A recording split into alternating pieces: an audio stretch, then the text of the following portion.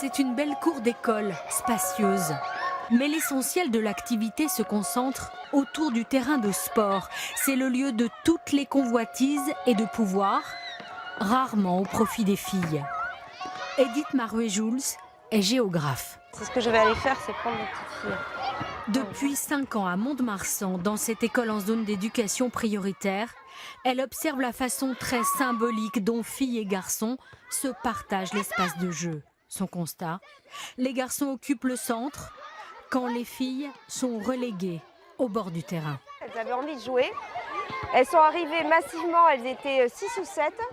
Les garçons ont commencé à tourner autour, aller un petit peu les bousculer, ils en ont fait tomber une par terre et progressivement ils ont reconquis l'espace et petit à petit, regardez, elles sortent. Et c'est souvent ce qu'on va voir. De toute façon, si elles osent se mettre au milieu, elles vont être de fait exclues par les garçons et repositionnées à l'extérieur du terrain. C'est ce qui va se passer pour Noran en rose et sa copine Lydia. Elle demande l'autorisation de jouer au chef d'équipe, il refuse. On leur impose de quitter le terrain. Visiblement en colère, les deux filles passeront toute la récré derrière la ligne à regarder jouer les garçons. C'est eux, ils nous disent d'être remplaçantes. Moi, j'avais pas envie d'être remplaçante. Je leur ai dit j'ai envie de jouer au foot, mais ils veulent pas. Les garçons, c'est les rois, ils décident. Quand on demande on peut jouer avec vous, ils disent sortez et tout.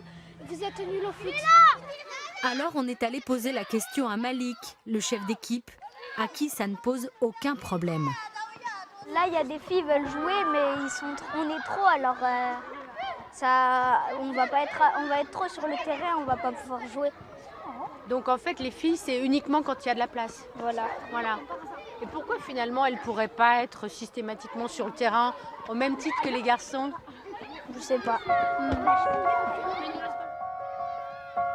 Des jeux réservés aux garçons, d'autres pour les filles. Pour déconstruire ces stéréotypes, la géographe travaille avec les enseignants de l'école. En classe, depuis 10 ans, tout est prétexte pour réfléchir sur la place de chacun. Et donc on peut aller au concert quand on est un garçon, mais pas quand on est une fille. Oui, on peut y aller, Mais c'est intéressant. Hein.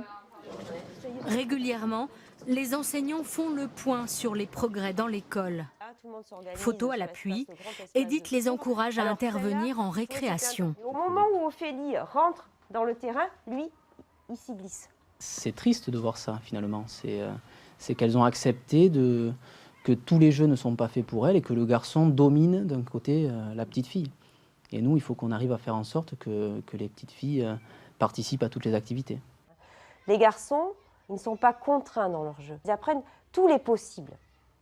Et les filles commencent à apprendre lentement qu'il y a des choses qui leur sont moins possibles, moins évidentes, moins faciles.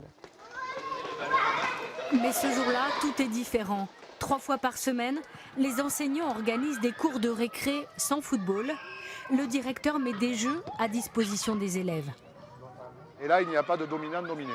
Tout le monde est à égalité. Il y a moins de violence physique, de violence verbale, il y a plus de respect les uns envers les autres. Enfin oui, quand on regarde nos élèves, on s'aperçoit qu'ils s'entendent très bien en fait. Voilà, ils sont très heureux d'être ensemble. Plusieurs écoles expérimentent déjà ces récréations différentes, des moments précieux pour ces futurs citoyens.